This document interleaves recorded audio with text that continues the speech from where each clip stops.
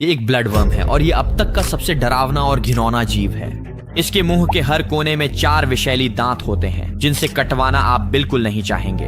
अब मैं अजीबोगरीब पालतू जानवर रखने के लिए जाना जाता हूं तो जाहिर है मैंने एक वेबसाइट ढूंढ ली जो इन्हें मछली पकड़ने के लिए जिंदा चारे के रूप में बेचती है। हाँ, सच में कोई भी इन्हें पालतू जानवर के तौर पर नहीं खरीदता। मुझे लगता है कि मैं सचमुच दुनिया का पहला इंसान बनने जा रहा हूँ, जिसका मतलब है कि मैं इनकी पागलपन भरी अनदेखी क्षमताओं को दिखा सकता हूँ। तो चलिए इसे देख ही लेते हैं। और कुछ दिनों बाद एक ट्रक ने मेरे घर पर पैकेज गिरा दिया ताकि मैं आखिरकार इन्हें देख सकूं। लो आ गए ब्लड वर्म्स। एक जानवर विशेषज्ञ होने के बावजूद मैं भी इनसे काफी डर रहा हूँ। खैर फिर भी चलिए इन्हें देख ही लेते हैं। सारा पैकिंग मटेरियल हटाने के बाद नीचे ब्लड वर्म्स थे, तो मैंने चिमटी की मदद से एक को बहुत सावधानी से निकाला ताकि उसे करीब से देख सकूं। और हाँ, ये एक ब्लड वर्म ही है।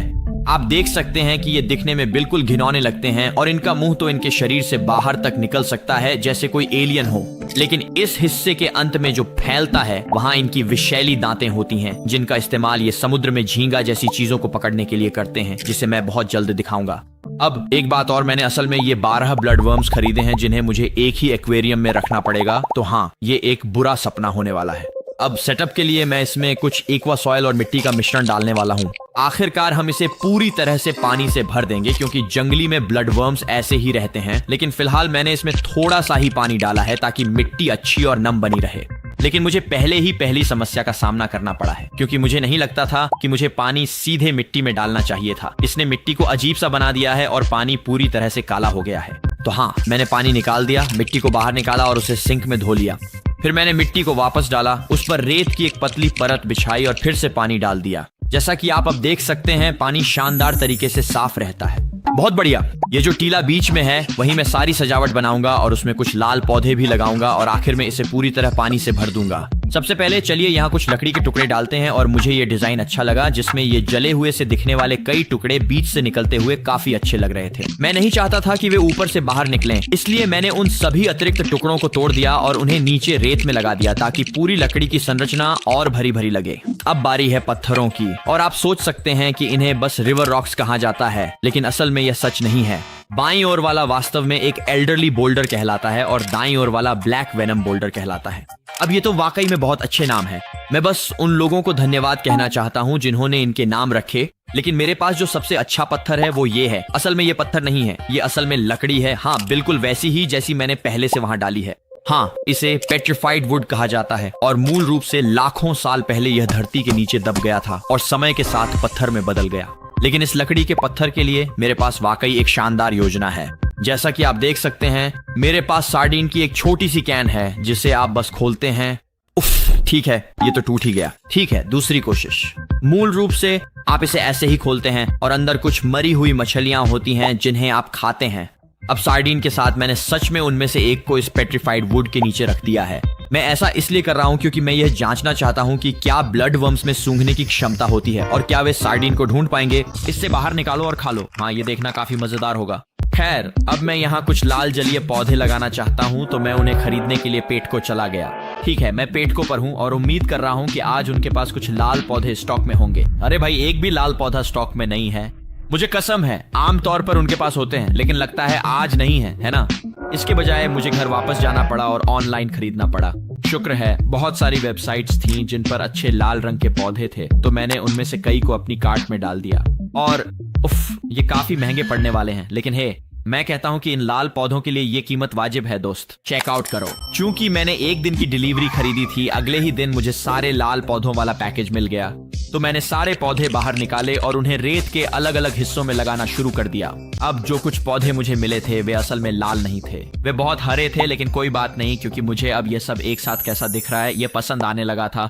मैंने ये लाल रूबी क्रिस्टल्स भी ले लिए जिन्हें मैंने एनक्लोजर की फर्श पर बिखेर दिया ताकि यहाँ और भी लाल रंग आ जाए और वह ब्लड वर्म के रंग से मेल खाए। बिल्कुल। लेकिन जैसा कि आप शायद देख सकते हैं, मैंने इस एनक्लोजर के दोनों किनारों को पूरी तरह खाली रखा है और इसका कारण ये है कि मैं दोनों तरफ कुछ कस्टम DIY निर्माण करना चाहता हूँ जिनके साथ ये 12 ब्लड वर्म्स इंटरैक्ट कर सकें। सबसे पहले दाईं ओर मैं एक छोटी सी गुफा बनाऊंगा जिसमें वे सभी छुप सकें। अब एक पुराने वीडियो में मैंने यह शानदार ट्रिक सीखी थी जिसमें आप एक टोकरी लेते हैं, उसके सामने एक छेद काटते हैं और उसे पत्थरों से ढक देते हैं ताकि अपनी खुद की गुफा बना सकें। तो मैं इसे फिर से करने जा रहा हूं, लेकिन इस बार 3 अलग अलग टोकरी के साथ, ताकि एक ट्रिपल डेकर गुफा बनाई जा सके। तो मैंने जाकर टोकरी के सामने के हिस्से को काट दिया ताकि वह प्रवेश द्वार बन सके। मैंने उन्हें थोड़ा घिस दिया ताकि किनारे इतने तेज न रहें, और फिर मैंने टोकरी को बहुत सारा स्प्रे फोम लगाकर ढक दिया, क्योंकि सच कहें तो टेरा ग्रीन वीडियो स्प्रे फोम के बिना पूरी नहीं होती। और फिर मैंने इसे तराशना शुरू किया ताकि ऐसा लगे कि यह स्प्रे फोम ही गुफा की असली चट्टानें हैं। खैर, यहाँ है तैयार ट्रिपल डेकर गुफा। अच्छी लग रही है ना? है ना? चलो इसे अंदर रख देते हैं, बस ऐसे ही।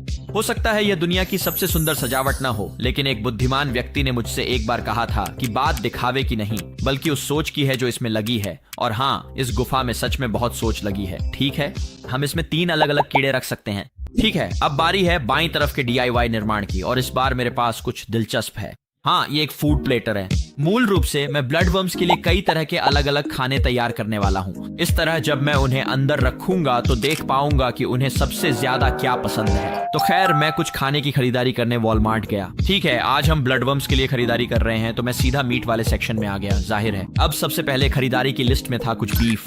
अगर आपको याद हो तो ये वही चीज है जो मैंने अपनी उस वीडियो में खिलाई थी जिसमें मैंने पालतू झोंकें ली थी। और अगर आपने वह देखा है तो आपको जरूर याद होगा कि उन्हें यह बहुत पसंद आया था। मतलब मुझे उन्हें इससे हटाने में भी दिक्कत हो रही थी, तो जाहिर है कि मैंने ब्लड वर्म्स के लिए भी वही खरीदा। लेकिन मैं मछली वाले सेक्शन में भी गया और सोचा कि कुछ सैल्मन खरीदूं, जो एक तरह की समुद्री मछली है और आमतौर पर जंगली में ब्लड वर्म्स के साथ रहती है। तो मुझे लगा कि शायद उन्हें ये खाना पसंद आएगा। और उसी सेक्शन में मैंने कुछ झींगे भी ली, क्योंकि जब आप गूगल पे सर्च करते हैं कि ब्लड वर्म्स क्या खाना पसंद करते हैं तो वहां झींगा लिखा आता है। तो अगर बाकी कुछ नहीं चला तो कम से कम ये तो जरूर खा लेंगे। आखिरकार मैं एक्वेरियम सेक्शन में गया और कुछ मछली के पैलेट्स खरीदे, क्योंकि कौन जाने शायद ब्लड वर्म्स ये भी खा लें। घर पहुंचने के बाद मैंने सारी चीजें निकाल ली, उसी क्रम में जिसमें मैं उन्हें ब्लड वर्म्स को खिलाने वाला था। ये है, इनके नुकीले दांतों को इस खाने को पूरी तरह से चीरते हुए देखना वाकई पागलपन होगा, और मैं आपको इन ब्लड वर्म्स के बारे में कुछ अनदेखी चीजें भी दिखाने वाला हूँ। लेकिन जैसा कि आप जानते हैं, मैंने ये ब्लड वर्म्स एक ऐसी वेबसाइट से मंगवाए थे जिस पर मैं पहले कभी नहीं गया था, और मुझे बिल्कुल नहीं पता था कि वह सुरक्षित है या नहीं। जब भी मैं इन वीडियो के लिए पालतू जानवर खरीदता हूँ तो मैं हमेशा सुनिश्चित करता हूँ कि मेरा VPN ऑन हो, और इसी वजह से मैं उत्साहित हूँ कि इस वीडियो को सर्फशार्क ने स्पॉन्सर किया है। सर्फशार्क एक ऐप एंड ब्राउजर एक्सटेंशन है जिसे मैं लगभग हमेशा चालू ही रखता हूँ। जब मैं इंटरनेट पर ब्राउजिंग करता हूँ और कुछ खरीदता हूँ तो यह सुनिश्चित करता है कि मेरा सारा डेटा एनक्रिप्टेड रहे और मुझे एक कस्टम IP एड्रेस देता है। इसकी सबसे अच्छी बात यह है कि यह न सिर्फ मुझे सुरक्षित रखता है बल्कि इसे इस्तेमाल करना भी बेहद सुविधाजनक है, क्योंकि सर्फशार्क मुझे अपनी वर्चुअल लोकेशन दुनिया में कहीं भी बदलने की सुविधा देता है, और मुझे वे फिल्में और टीवी शो देखने देता है जो संयुक्त राज्य अमेरिका में उपलब्ध नहीं है। हाँ, मैं अभी यह फिल्म नहीं देख पाता क्योंकि यह केवल यूरोप में उपलब्ध थी, लेकिन सर्फशार्क की बदौलत मैं एक अच्छा और सुकून भरा मूवी नाइट मना सकता हूँ।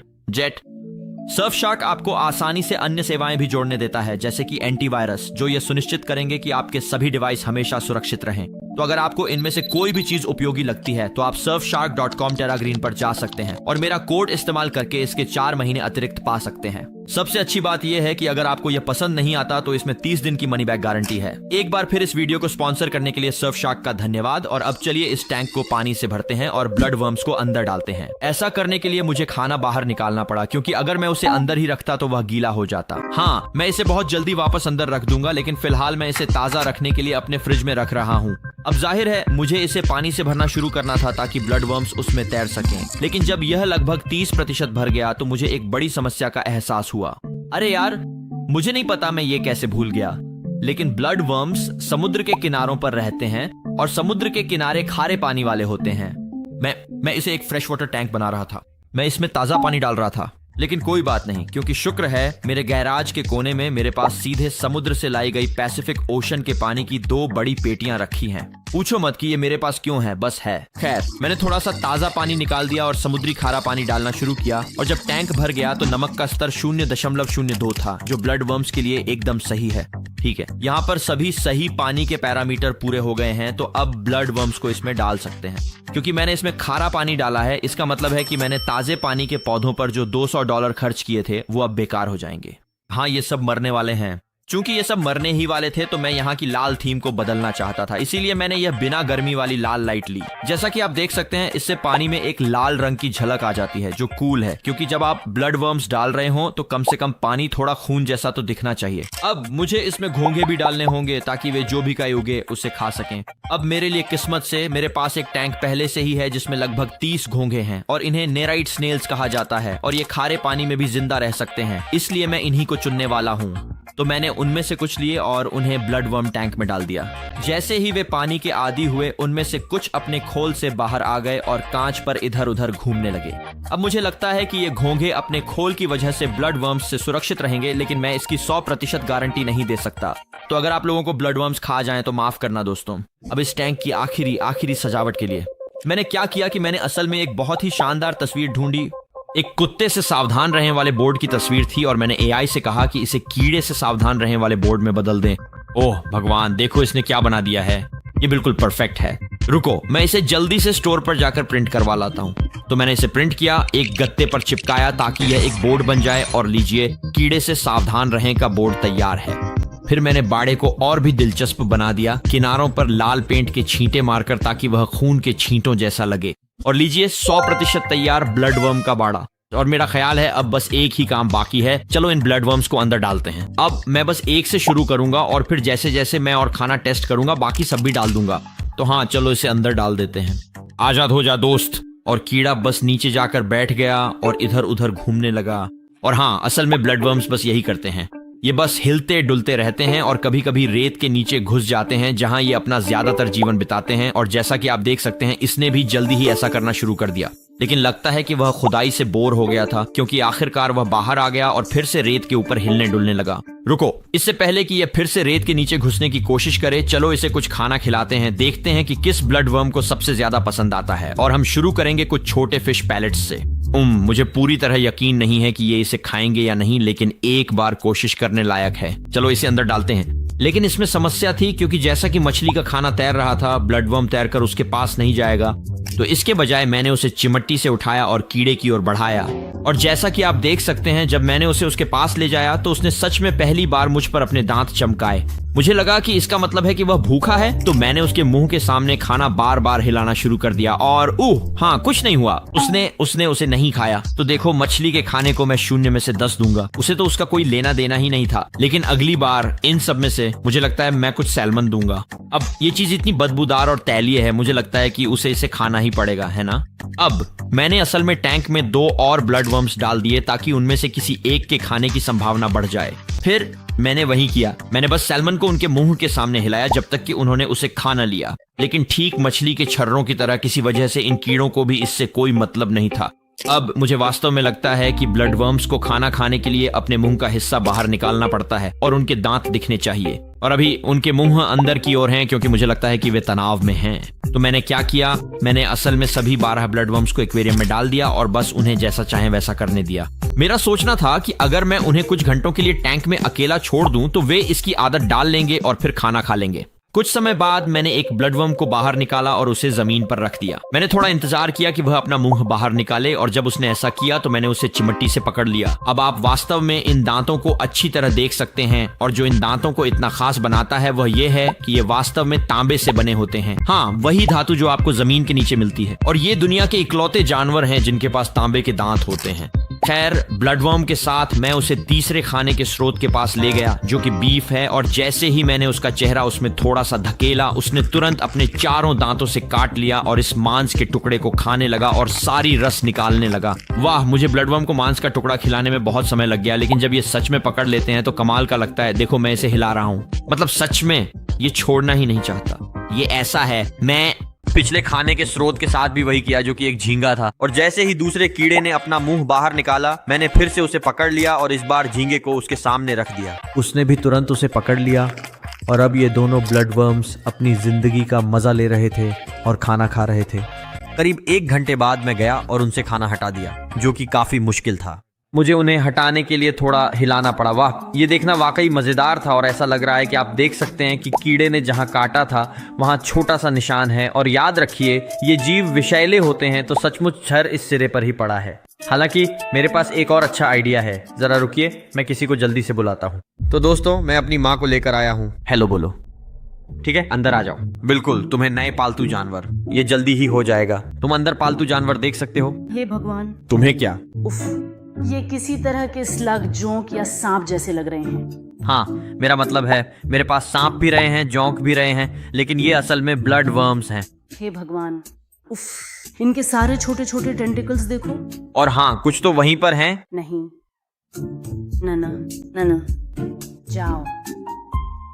तो वो जो बैंगनी हिस्सा है वो कीड़े का मुंह है, और अगर तुम बहुत ध्यान से देखो तो उस पे 4 छोटे छोटे दांत दिख रहे हैं। हे भगवान, ये कितना घिनौना है, शायद अब तक की सबसे घिनौनी चीज। ये मुझे पता है, मैं भी यही सोच रहा हूँ। और हाँ, मुझे लग रहा है कि मैं उल्टी कर दूंगा। तो दोस्तों, ये रहे आपके लिए पेट ब्लड वर्म्स, और मुझे लगता है अब समझ आ रहा है कि इन्हें सिर्फ मछली पकड़ने के लिए जिंदा चारे के रूप में ही क्यों बेचा जाता था। तो दोस्तों, देखने के लिए धन्यवाद। पक्का लाइक और सब्सक्राइब करना, जैसे आप हमेशा करते हो। और हाँ, आप लोग बार बार कहते हो कि आपको मेरा कुत्ता पसंद है, तो मैं सोच रहा हूँ कि अब हर वीडियो के आखिर में उसे दिखा दिया करूँ। कौन है अच्छा लड़का? जेट। कौन है अच्छा लड़का?